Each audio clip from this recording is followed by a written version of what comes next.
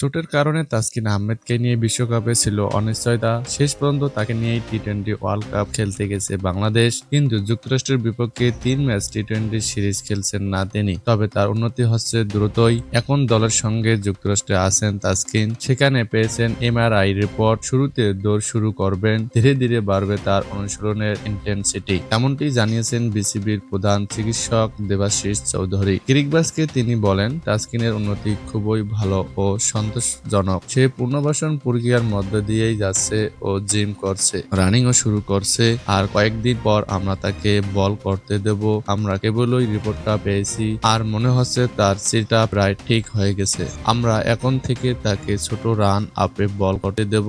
আস্তে আস্তে ইন্টেন্সিটি বাড়বে, দৌড়াতে আর কোনো সমস্যা হয়নি। এখন তা থ্রো সেশন করব এবং এরপর আস্তে আস্তে ছোট রান আপে বল করাবো। আমরা আশা করছি এভাবে চললে বিশ্বকাপের প্রথম ম্যাচ থেকেই তাকেই পাবো। বাংলাদেশ বিশ্বকাপ স্কোয়াডে তাসকিন সহ আছেন 4 পেসার। এছাড়া ট্রাভেলিং রিজার্ভ হিসেবে নেওয়া হয়েছে হাসান মাহমুদকে। শেষ পর্যন্ত তাসকিন সুস্থ না হলে ভাগ্য খুলবে তার।